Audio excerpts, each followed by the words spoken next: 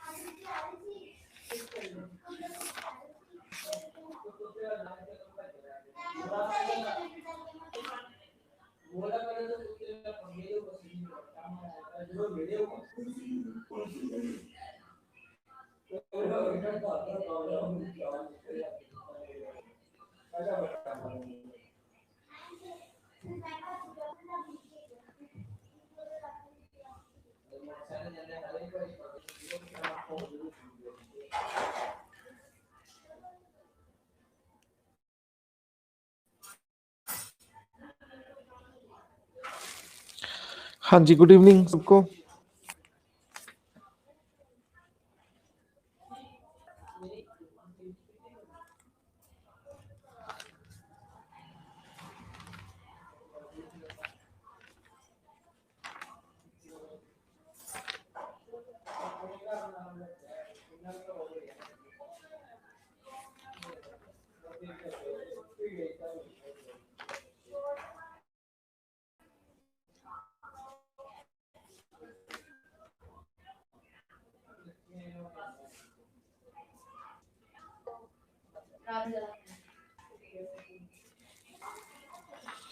हाँ जी, Jyotika, praise the Lord जी।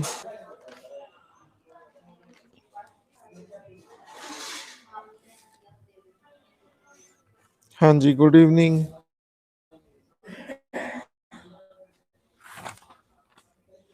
हाँ जी, हम कर रहे थे national commission review working of the constitution.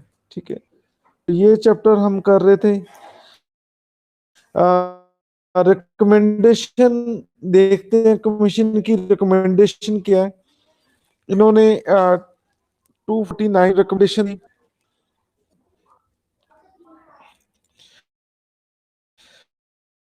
हाँ जी, वॉइस की दिक्कत है, आप सुन रहे हैं मुझे?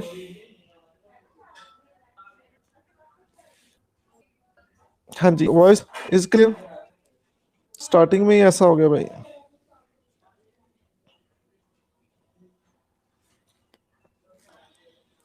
क्लियर नहीं है।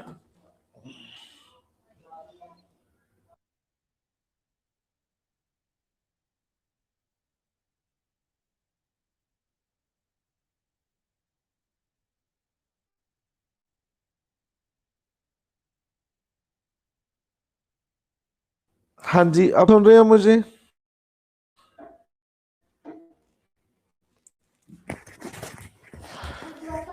वॉइस क्लियर है? एक सेकंड।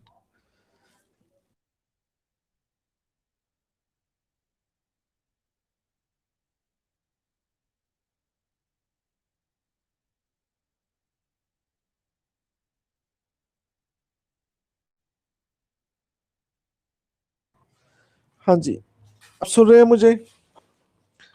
हाँ जी, वॉइस आ रही है? हाँ जी, voice clear,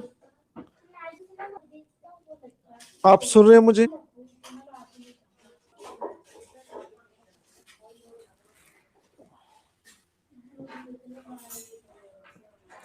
now voice is clear. हाँ जी, अब क्लियर है।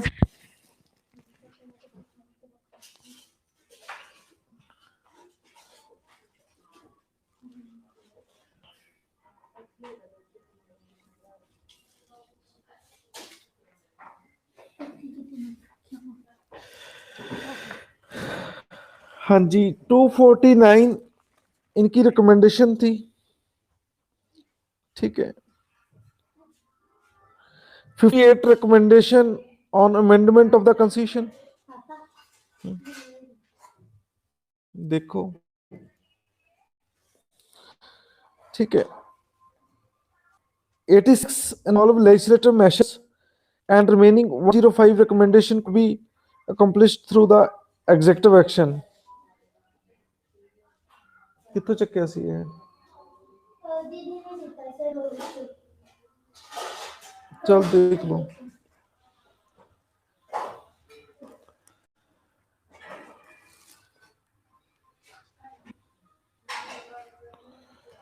हाँ जी, वॉइस फिर नहीं आ रही। हाँ जी, वॉइस आ रही है, आप सुन रहे हो मुझे?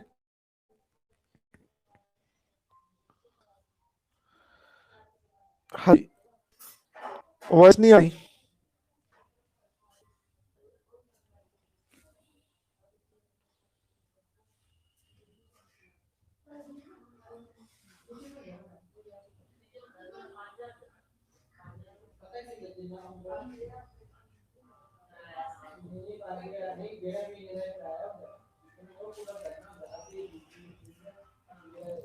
हाँ जी, वॉइस नहीं आ रही।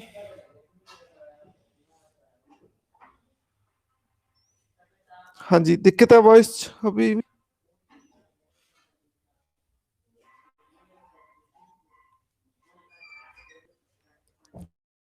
Okay,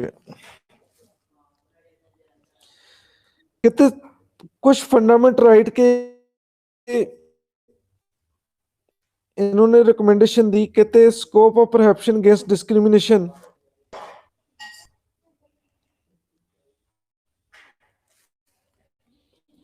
should be extended to include ethnic or social reason, political or other opinion, property or birth। कहते हैं इसमें और भी शामिल करना चाहिए। देखो, अभी तो एक मिनट वेट करो तो।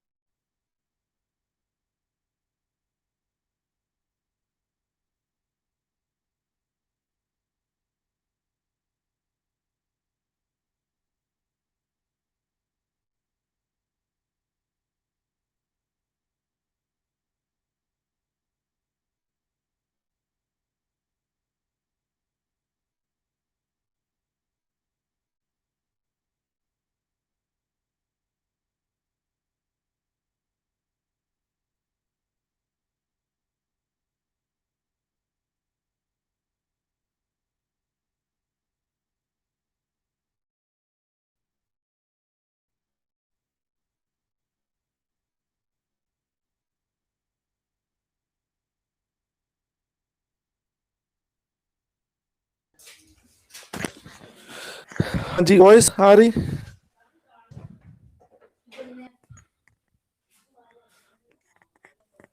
हाँ जी, नो वॉइस इज क्लियर।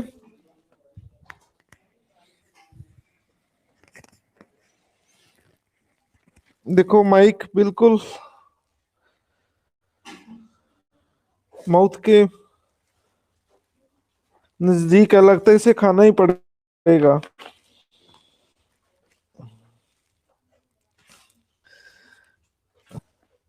हाँ जी, पहली रिकमेंडेशन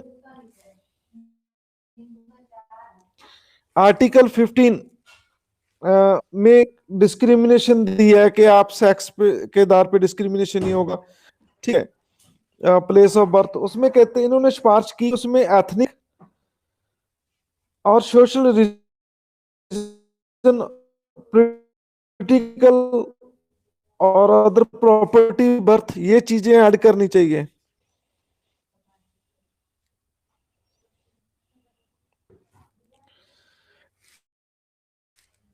एथनिक क्या होता है? What do you mean by ethnic?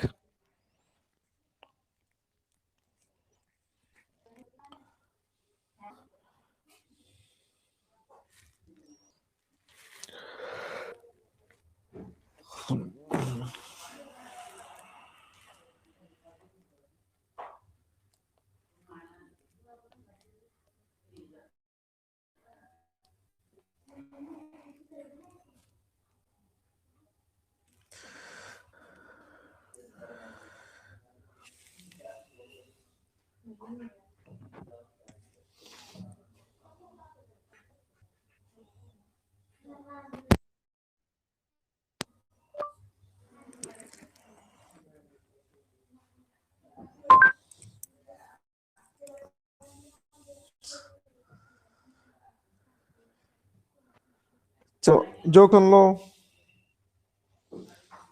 ठीक है।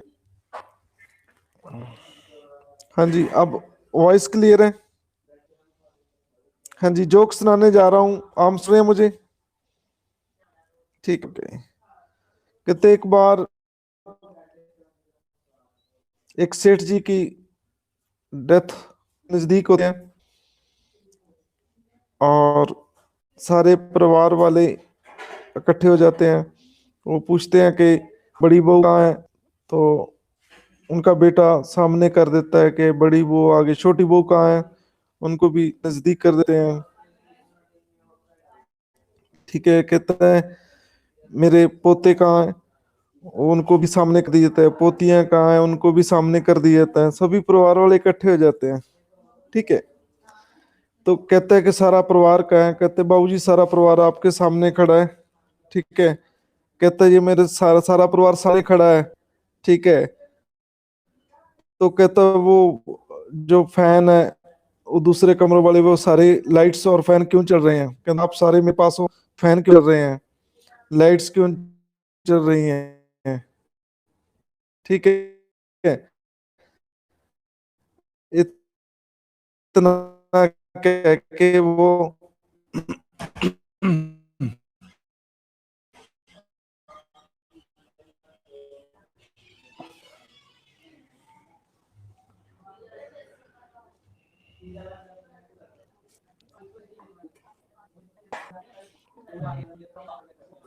आप पास में?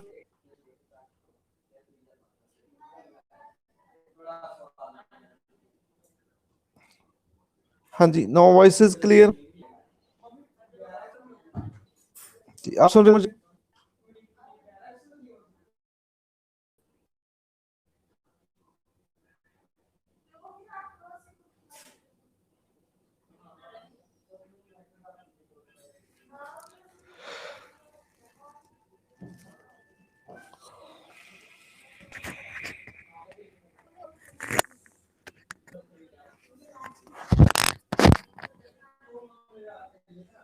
हाँ जी, अब वॉइस आ रही है?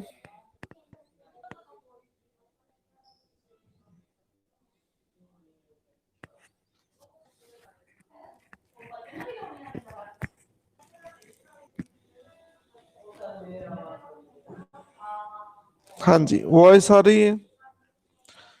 हाँ जी, सुन रहे हैं आप मुझे?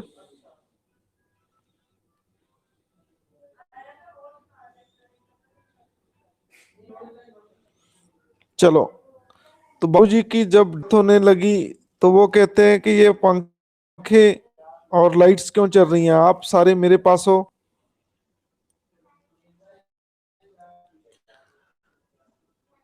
आप सारे मेरे पास हो, तो लाइट क्यों चल रही हैं, पंखे क्यों चल रहे हैं?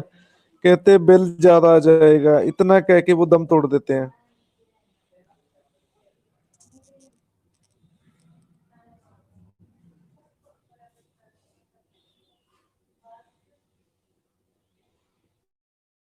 हाँ जी, अब वॉइस आ रही है?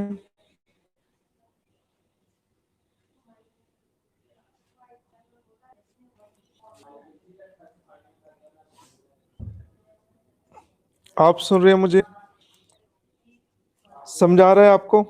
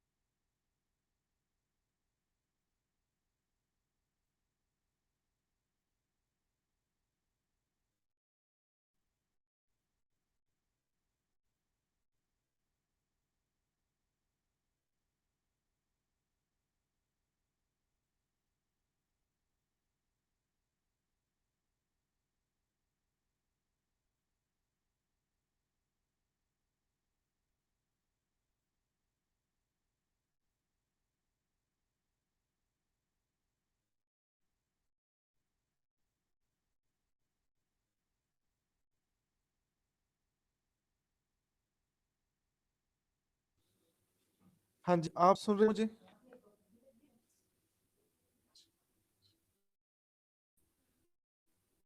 हाँ जी, now voice is clear. Okay.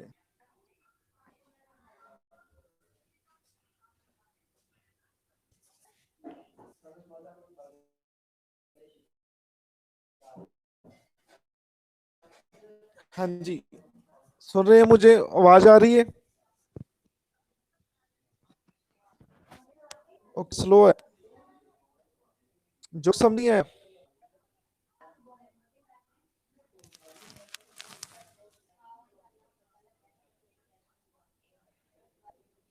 चलो दोबारा रिपीट करें। एक बार सेठ जी की डेथ होने वाली होती है, बिल्कुल मृत्यु के नजदीक होते हैं। चलो मैं दवा ज्वाइन कर रहा हूँ, देखें कोशिश करके शायद ठीक हो जाए।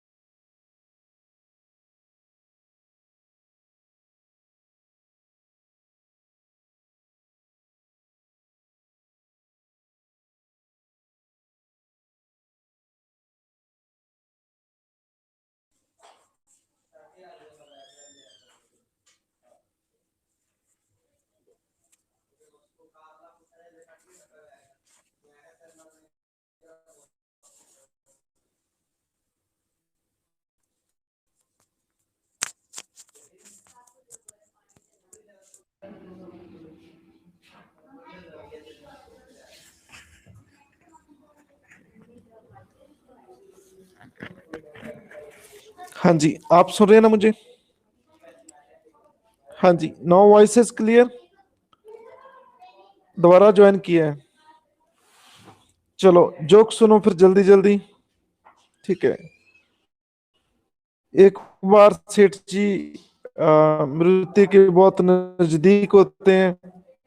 वो कहते हैं कि बड़ी बहू कहाँ है, उनको सामने लाया जाता है कि ये बड़ी बहू है। छोटी बहू कहाँ है, उनको भी बुला लिया जाता है।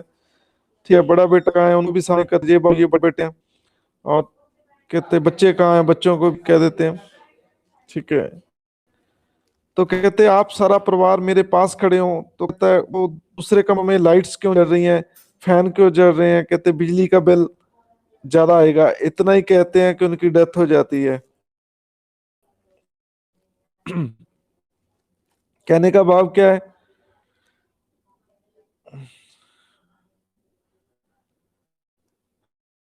हाँ जी, कहने का मीनिंग क्या है कि बाबूजी की डेथ नहीं होनी थी। उनको टेंशन होगी कि सारा परिवार मेरे पास है और पंखे लाइट्स फालतू में जल रही हैं। ठीक है, इलेक्ट्रिसिटी वेस्ट हो रही है। हाँ जी, जोक सब आया जाने हैं।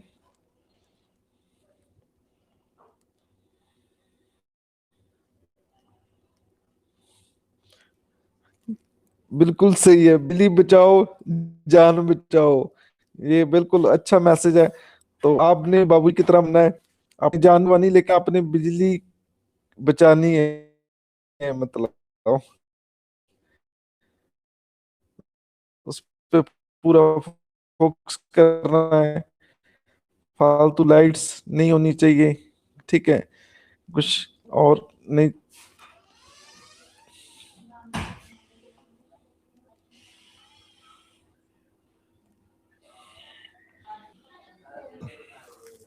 आपने इस चीज का आपने बिल्कुल ध्यान रखना है कि फालतू में लाइट्स नहीं चलनी चाहिए। तो फंडामेंटल राइट के लिए इन्होंने क्या रिकमेंडेशन दी? आर्टिकल 15 और 16 में इन्होंने कहा कि एक वर्ड को ऐड किया जाए। वो वर्ड क्या है? Ethnic word, ETHENIC, ethnic. मेरा आपसे क्वेश्चन है कि एथनिक क्या होता है? एथनिक क्या होता है?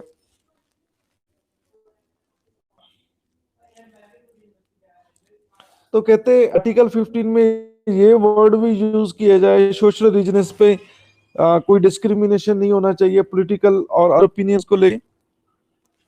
ठीक है।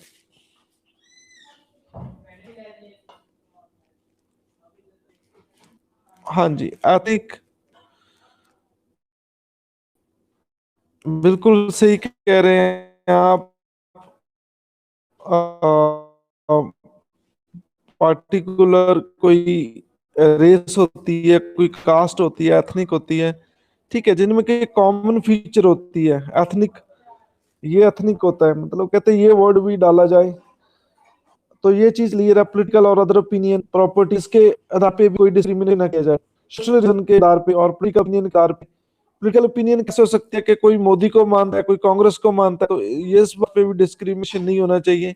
तो ये कॉन्स्टिट्यूशन ने कुछ सजेशन दी कि ये वर्ड भी इसमें ये ऐड किए जाएं। तो ये पहली रिकमेंडेशन थी। हाँ जी, बोलो, आपको समझ आई या नहीं आई चीजें? ठीक है। प्रॉपर्टी और बर्थ, ठीक है। प्रॉपर प्रॉपर्टी के रिगार्डिंग भी हम डिस्क्रिमिनेशन ना करें, प्रॉपर्टी वर्ड भी यूज किया जाए। ठीक है।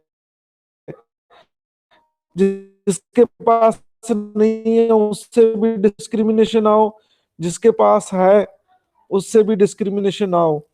ठीक है। ਹੁਣ कई बार अब किसान प्रोटेस्ट कर रहा है तो आपको पता होगा, जो पानी पानी है को इंतजार किया जाता है, आप सबको पता है। ठीक है। तो इनके जो पंप है वो चलने दिए जा रहे हैं। ठीक है। और जो टूल प्लाजा है वो भी बंदा है, आप सबको पता है। ठीक है। तो कहते ये भी जो नेशनल कमीशन था, इन्होंने कहा कि ये वर्ड आर्टिकल 15 और 16 में लें, इस ग्राउंड पे डिस्क्रिमिनेशन नहीं होना चाहिए। तो बोलो, समझाई नहीं आई ये चीज? क्लियर है? ओके। आर्टिकल 16 दूसरा 19, freedom of speech and expression should be expanded to include freedom of the press. The press की फ्रीडम होनी चाहिए, other media freedom for opinion to seek receive and heart information and ideas. तो ये चीजें मतलब press की भी freedom होनी चाहिए।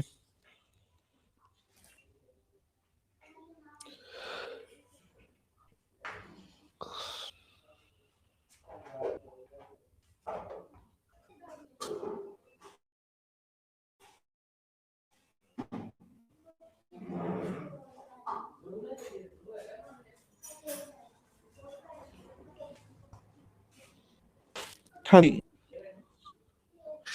हाँ जी, क्लियर।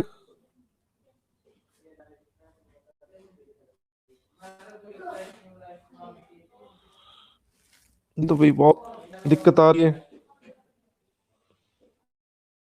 वो कहते कि देखो, फ्रीडम ऑफ प्रेस होना चाहिए। ठीक है। मीडिया को फ्रीडम होना चाहिए, और कोई और ओपिनियन अपनी रख सकता है, और कोई भी हम सूचना और जानकारी ले सकते हैं।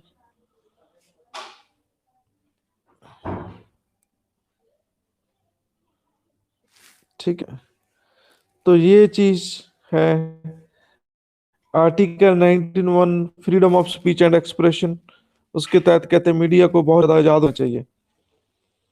और कहते फंडामेंटल राइट होने चाहिए, राइट अगेंस्ट टॉर्चर। ठीक है। क्रूरटी एंड इनह्यूमन ट्रीटमेंट और पनिशमेंट, ये भी राइट होना चाहिए। ठीक है। तो अब ऐसा कोई राइट है जो पुलिस पुलिस को रोका है कि उनकी किसी की पिटाई नहीं करनी?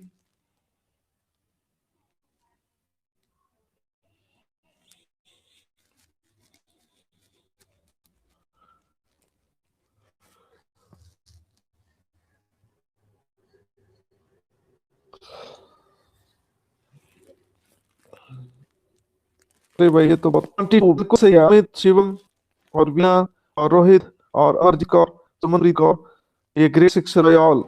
आप सभी को बहुत बहुत ब्लेसिंग। आर्टिकल 22,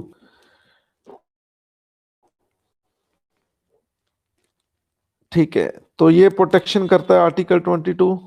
ठीक है, बिल्कुल सही कह रहे हैं आप। ये अरेस्ट और डिटेंशन के रिगार्डिंग है ये। ठीक है, लेकिन ये डायरेक्ट इशारा नहीं करता कि टॉर्चर नहीं करेंगे, लेकिन इतना कहता है कि सूचना देनी पड़ेगी। ठीक है, अपनी पसंद का वकील कर सकता है, 24 घंटे में से कोर्ट में पेश करोगा, तो ये चीजें कही है, तो ये भी होना चाहिए। राइट टू कंपनसेशन, इलीगल किसी की his right to life and liberty चली है तो उसको कंपनसेशन मिलना चाहिए।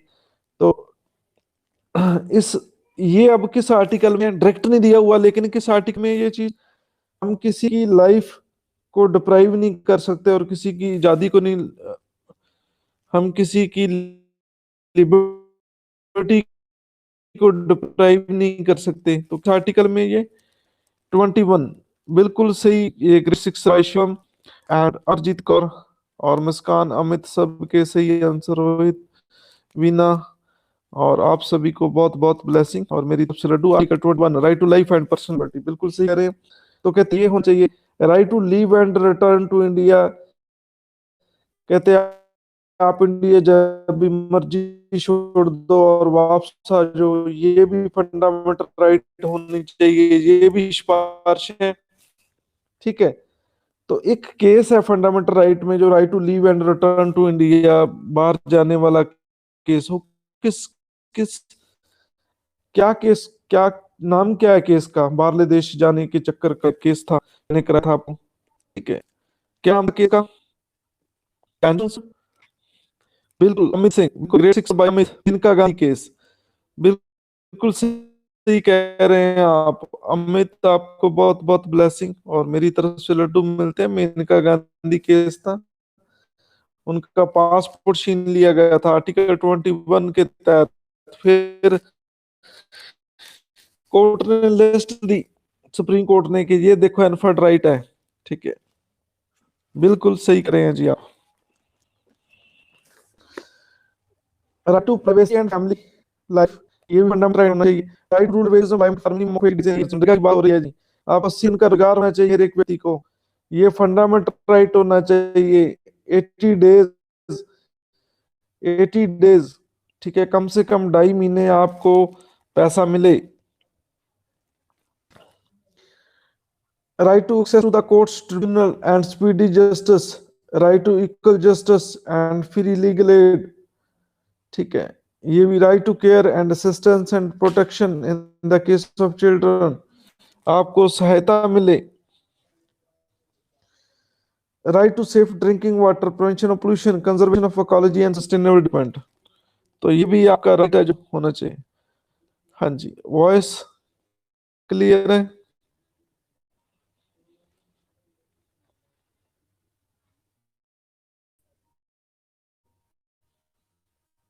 हाँ जी, सुन रहे हैं आप?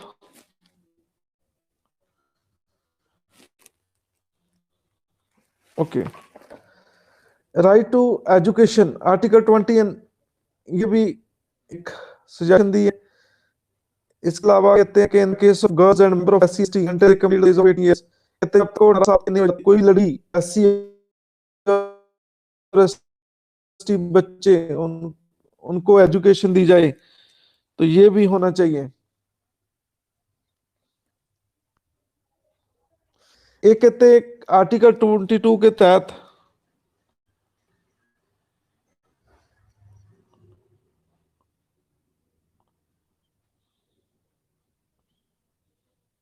ओके,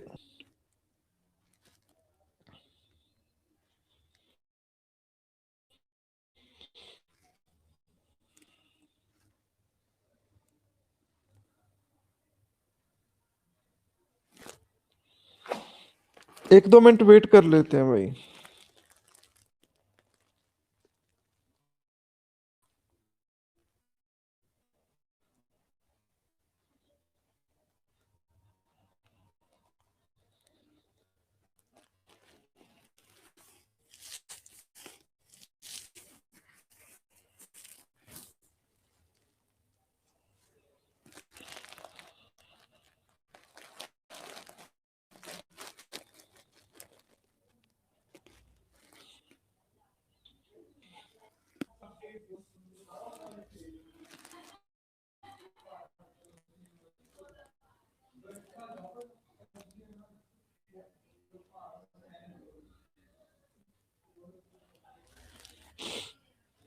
हाँ जी, नो, वॉइस इज क्लियर।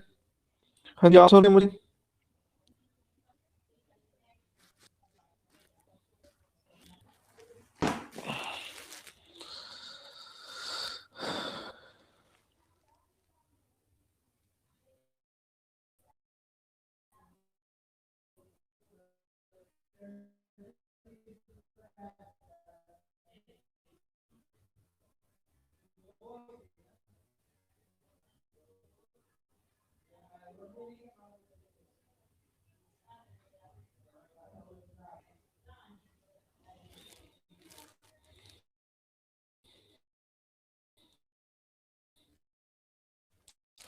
हाँ जी, वॉइस साफ नहीं है।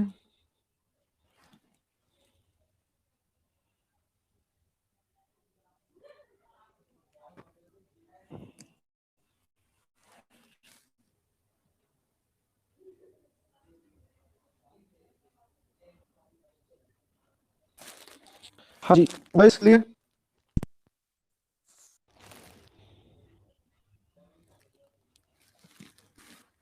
हाँ जी, सुन रहे हैं आप मुझे?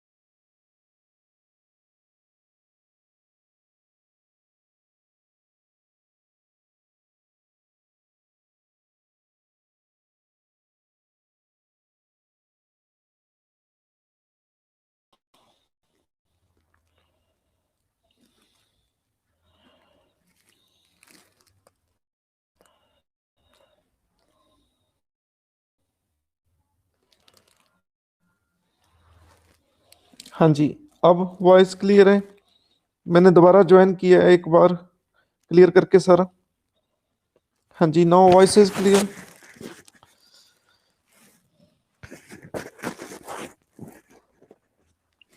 ओके।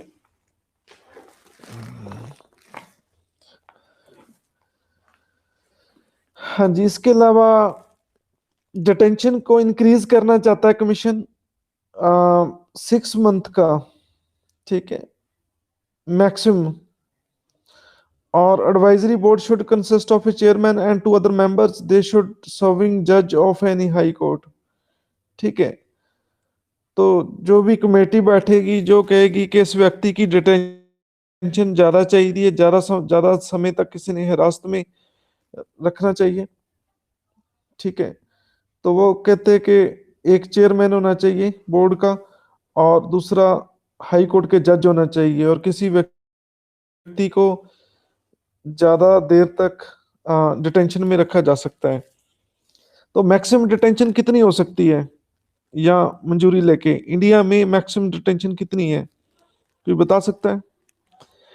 मैं एग्जांपल देता हूँ, जे एंड के जितने भी लीडर थे उनको 317 हटाने के बाद उनकी डिटेंशन मैक्सिमम, हाँ जी, 3 मंथ तो नॉर्मल है, लेकिन बोर्ड के बैठने, कमेटी के बैठने के बाद एक्सटेंशन ज्यादा देर भी हो सकती है, मैक्सिमम 1 साल तक डिटेंशन हो सकती है, ठीक है। तो ये 6 मंथ कहते हैं, ये इनकी सिफारिश करते हैं। आपने उमर अब्दुल्ला सुना होगा, जेएंडके के मुख्यमंत्री रहे हैं उमर अब्दुल्ला। ठीक है, उनको 1 साल के बाद छोड़ा है, 1 साल के बाद। ठीक है, बिना कमेटी के 3 मंथ।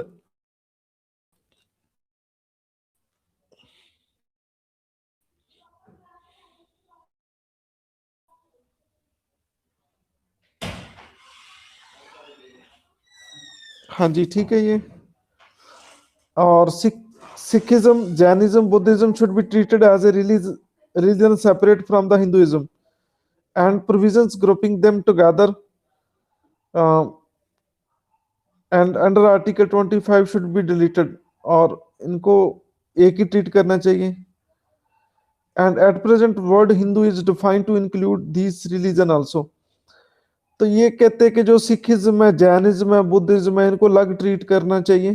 ठीक है, अभी तो ये हिंदू हिंदू के अकॉर्डिंग ही ट्रीट होते हैं। आपको पता है सिख और जैनी बौद्धि सभी पे वही लॉ लागू होता है जो हिंदू लॉ लागू होता है। ठीक है, तो ये चाहते हैं, ये एक सिफारिश की, protection from judicial review afforded by Article 31B to the acts and regulations specified in the ninth schedule should be restricted to only those which relate to the agrarian reforms, reservation and implementation of directive principle of state policy।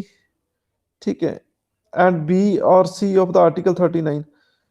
तो कहते हैं कि जो judicial review है उनको restrict कर देना चाहिए, लेकिन कुछ कुछ एरियो में। ठीक है,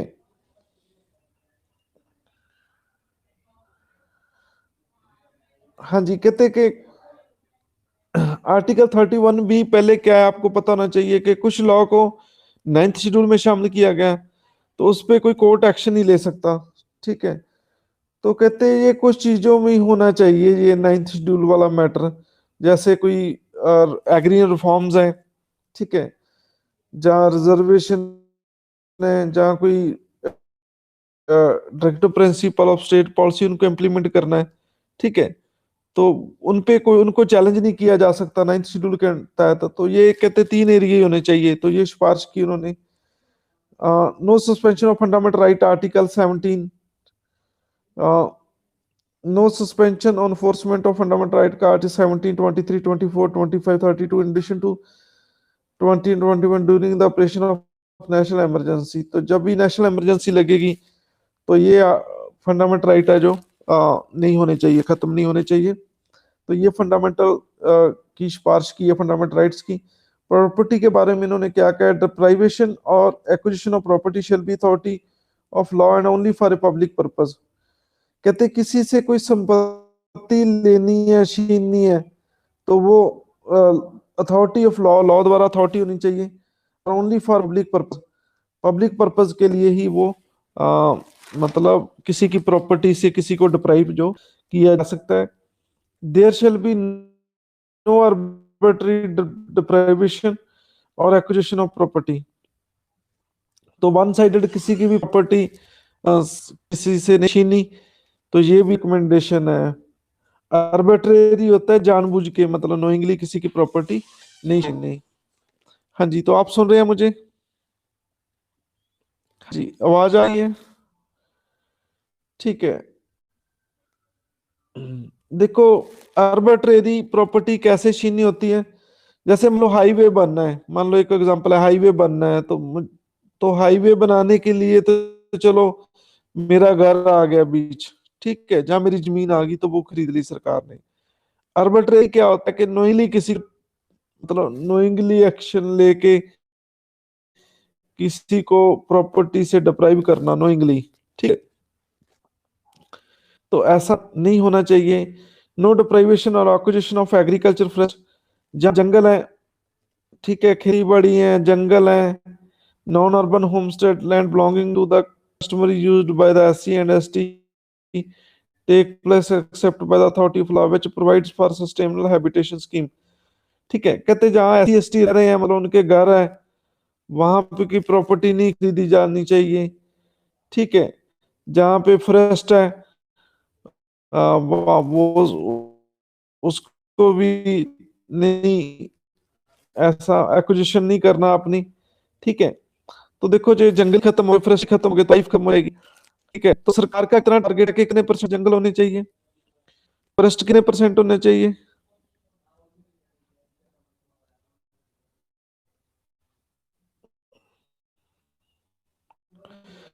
हाँ जी, तो ये अंकित, ग्रेड 6 बाय अंकित, 33% बीना। और अंकित एंड बीना आपको बहुत बहुत ब्लेसिंग, और भी तरफ से रेट मिलते हैं आपको। 33% फॉरेस्ट एरिया होना चाहिए। तो ये भी एक चीज है। कहते जहाँ पे SC ST रह रहे हैं वो भी लैंड आपने नहीं एक्विजिशन करनी, वो भी नहीं आपने खरीदनी, जब तक आप उनका कोई रिहेबिलिटेशन नहीं करते, आप उनको कहीं और जगह शिफ्ट नहीं करें। ठीक है, तब तक आप नहीं एक्वायर कर सकते। ये चीज तमन्ना का भी बिल्कुल सही आंसर है। और ठीक है, आपको भी बहुत बहुत ब्लेसिंग। हाँ जी, ऑन डायरेक्टर प्रिंसिपल के बारे में क्या सिफारिश की कमीशन ने? कहते heading of part 4 of the constitution should be amended to read director principle of state policy and action. और इसके वर्ड साथ एक वर्ड होना चाहिए एक्शन। ठीक है, new director principle on control of population should also be added. कहते हैं ये भी होना चाहिए कि पॉपुलेशन पे कंट्रोल होना चाहिए, ये भी स्टेट रहेगा तो ऐसा होना चाहिए। ठीक है, independent national education commission should be set up every 5 years। एक नेशनल एजुकेशन कमीशन सेटअप करना चाहिए। Interfaith commission should be established to promote interreligious harmony and social solidarity. ठीक है, कहते कि इंटरफेथ एक कमीशन बनना चाहिए जो लोगों में हार्मनी पैदा करे, मेल मिलाप पैदा करे। तो सभी धर्मों में मेल मिलाप रहे। अ, किस राजा की एफर्ट्स रही कि सभी धर्मों के लोगों को वो इकट्ठा रखने की कोशिश की? तो किस बादशाह की ये एफर्ट्स रही, आप मुझे कमेंट्स में लिखें। अकबर। ये great sixer by Shivam, Akbar is correct answer.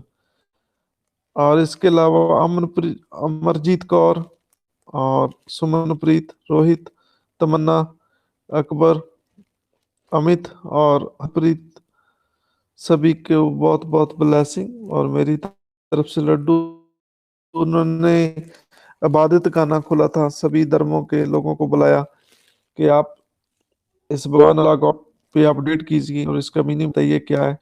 ठीक है, तो वो चलो, कहते वो गुस्सा खा गया और काफी लड़ाई हो गई थी वहां पे। फिर अकबर ने एक नया रिलीजन चलाया था, सुलेकुल। ठीक है, तो ये डिबेट कहाँ कराते थे अकबर? उस शहर का नाम बताएं।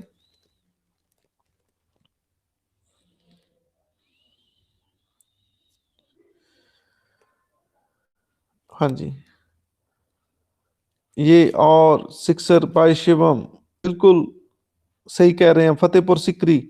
ग्रेट सिक्सर बाय शिवम, आपको बहुत बहुत ब्लेसिंग शिवम, और मेरी तरफ से लड्डू मिलते हैं। और एक और सिक्सर, बिल्कुल सही है, ये तो बॉल ही गुम होगी, ढूंढने की कोशिश जारी है। ठीक है, चलो एक और बता दो फिर, फतेहपुर सिकरी किस स्टेट में है फतेहपुर सिकरी? अकबर की कैपिटल रही है फतेहपुर सिकरी। किस स्टेट में है फतेहपुर सिकरी? यूपी, बिल्कुल सही कह रहे हैं, यूपी में है। चलो ये भी बता दो, फतेहपुर सिकरी इस पहाड़ी पे है?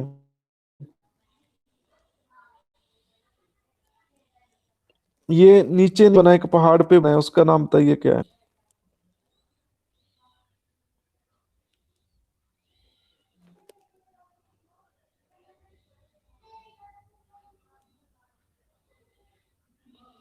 अरे भाई, नीलगिरी तो कर्नाटका में है। नीलगिरी तो कर्नाटका में है।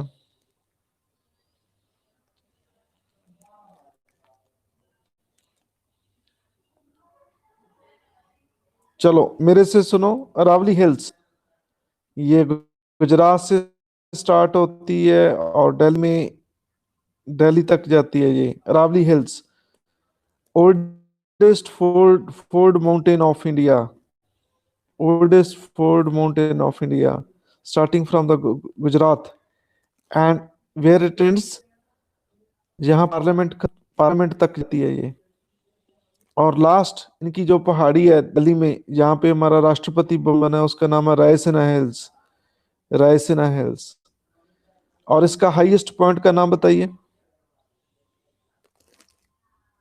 हाईएस्ट पॉइंट क्या है इसका?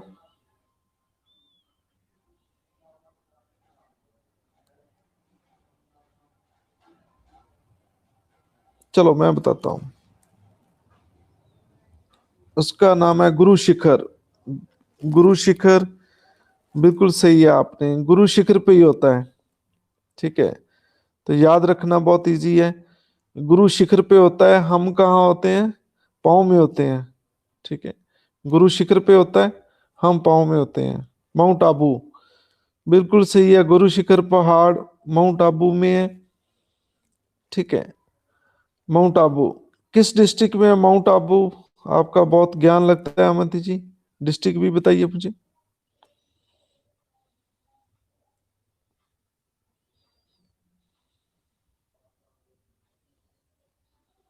सरोई डिस्ट्रिक्ट, बिल्कुल सही कह रहे हैं। हाँ चलो, आपने इतना डिटेल नहीं याद करनी। चलो, मैं तो वैसे ही क्वेश्चन से क्वेश्चन पूछ रहा हूँ, फिर मैं पता नहीं कहीं कहीं चला जाऊं, लेकिन चलो, इतनी डिटेल याद रखना आपका काम नहीं है, ये हमारा काम है। चलो बहुत अच्छे, डन। सॉरी, थोड़ा पॉलिटी पढ़ते पढ़ते ज्योग्राफी की तरफ चले गए।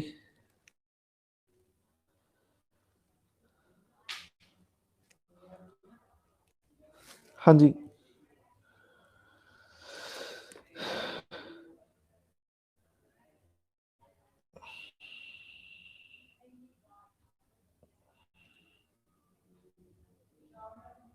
डायरेक्टिव प्रिंसिपल को इम्प्लीमेंट करना चाहिए। Action should be initiated to create a large number of employment opportunities in 5 years। रोजगार पैदा करना चाहिए। Implementation of recommendation and report of nations statistical commission, तो इसकी रिपोर्ट्स और रिकमेंडेशन करना चाहिए। ठीक है, तो फंडामेंटल ड्यूटीज पे क्या है?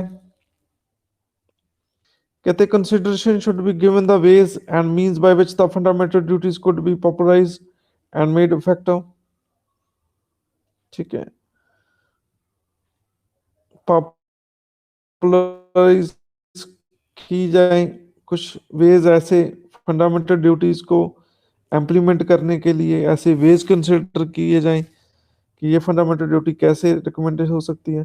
Recommendation of justice Verma committee on the specialisation of fundamental duties implemented at the earliest. कहते जस्टिस वर्मा कमेटी की जो रिपोर्ट है उनको फॉलो करना चाहिए।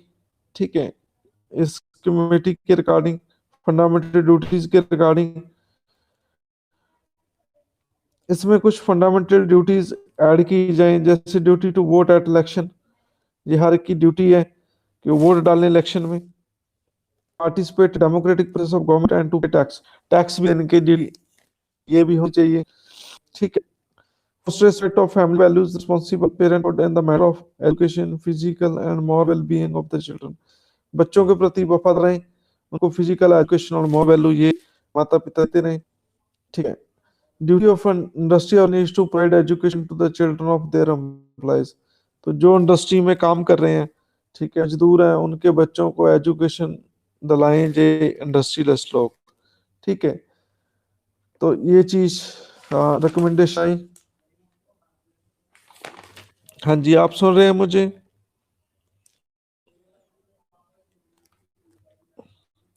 हाँ जी, आप सुन रहे हैं? ओके, पार्लियामेंट और स्टेट एलए पे क्या रिकमेंडेशन दी? कहते हैं उन्होंने privilege of legislature should be defined and limit for the free and independent function of parliament and state legislature. Free and fair election होना चाहिए पार्लियामेंट, पार्लियामेंट का। सॉरी, यहाँ लिखा है कि delimited for the free and independent functioning of parliament state legislature. कितने privilege legislature should be defined, जो भी एमपी एमएलए हैं उनके प्रिविलेज क्या है, स्पेशल राइट्स क्या हैं, उनको डिफाइन किया जाए। ठीक है। और जो इंडिपेंडेंट फंक्शन है, ठीक है, पार्लियामेंट की और स्टेट लेजिस्लेचर की, उनको डिफाइन किया जाए। ठीक है।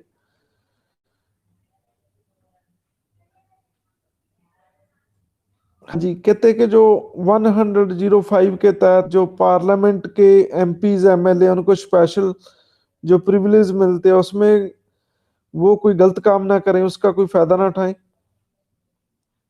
ठीक है।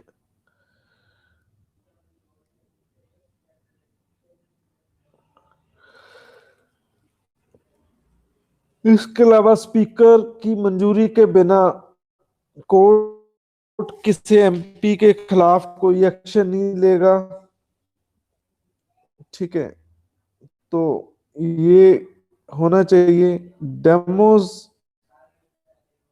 हाँ जी, domiciliary requirement for eligibility to contest election Rajya Sabha. तो ये होना चाहिए, जिस स्टेट से आप राज्यसभा का इलेक्शन लड़ना चाहते हो उस स्टेट की आपकी डोमिसाइल होना चाहिए।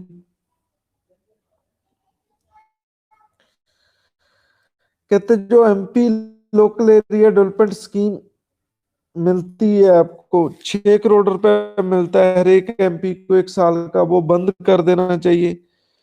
ठीक है। 6 करोड़ रुपए। ठीक है। पता है आप सबको एक एमपी को 1 साल का कितना मिलता है? 6 करोड़ रुपए। तो वो कहते बंद करना चाहिए। Election commission should be empowered to identify and declare the various offices under the central state government to be the office of profit। कहते हैं इलेक्शन कमीशन को ये शक्ति होनी चाहिए कि वो ऑफिस ऑफ प्रॉफिट को डिक्लेयर करें कि ये काम ऑफिस ऑफ प्रॉफिट में आएंगे और ये व्यक्ति फिर एमएलए एमपी नहीं बन सकते। नेशनल इकोनॉमी में कोई स्टेप उठाना चाहिए। Studying constitution committee of the house of the parliament for security of the constitution amendment proposal should be set. New legislature committee बनानी चाहिए। Overseas and coordinate legislative planning should be considered. Existing parliament committees on the fundamental and public undertaking subordinate legislature should not be continued. Estimate committee public undertaking and subordinate legislature may not be continued। subordinate legislature नहीं होना चाहिए। Parliament committees on estimate public undertaking और ये चीज सारी बंद कर देनी चाहिए। ये सबॉर्डिनेट लेजिस्लेचर क्या होता है? पता है आपको सबॉर्डिनेट लेजिस्लेचर क्या होता है?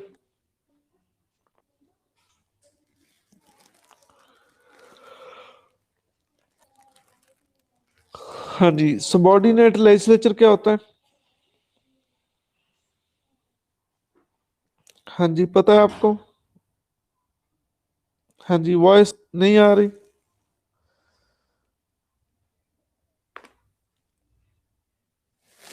हाँ जी, आवाज आ रही है।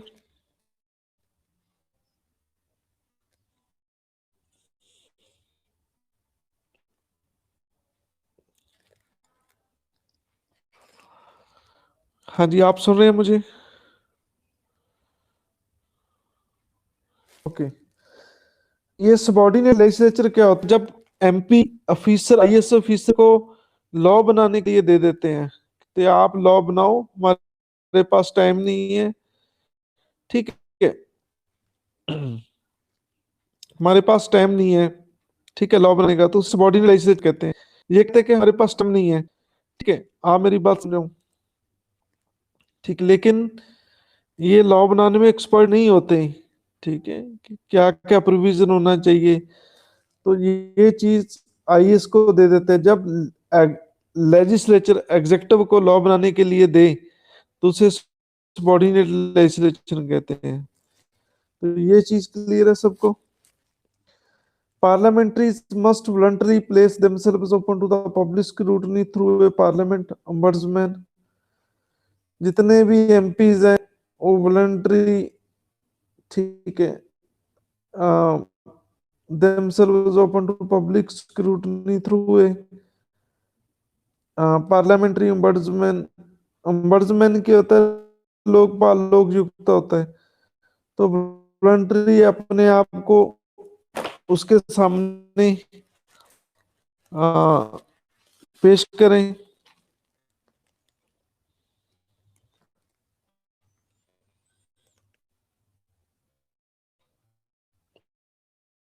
नहीं नहीं, ये डेलीगेशन ऑफ पावर नहीं है ये, ठीक है। वो सही सिस्टमेटिकली किसी को पावर्स देते हैं तो वो डिसेंट्रलाइजेशन होता है। देखो लॉ बनाने का काम है जो, वो एग्जेक्टिव को नहीं ना दे सकते, ठीक है। तो सरकार के 3 ऑर्गन है, तीनों के पास अलग अलग शक्तियां रहेगी, लॉ बनाने वाले अलग रहेंगे, एग्जेक्टिव लगेंगे, जुडिशरी लग रहेगी, ठीक है। तो ये मजबूरी में दे देते हैं, मतलब ये डेलीगेट लेजिस्लेशन या सबऑर्डिनेट लेजिस्लेशन, इसमें कोई फर्क नहीं है, दोनों एक ही चीज है ये, ठीक है।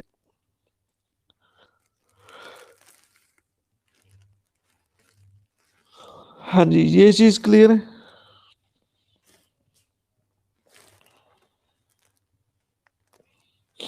जब एमपी सभी की कमी के कारण एग्जेक्टिव को लॉ बनाने के लिए दे दें, जैसे आईए को लॉ बनाए, कहें कि आप ये लॉ बना दो, ठीक है, उसे सबॉर्डिनेट लेजिस्लेचर और डेलीगेटेड लेजिस्लेचर कहते हैं, ठीक है। ये खतरनाक है, मतलब ये संविधान की स्पिरिट के अगेंस्ट ही है, कॉन्स्टिट्यूशन की स्पिरिट के अगेंस्ट ही है। State legislature with less than 70 members should meet at least 50 days in years.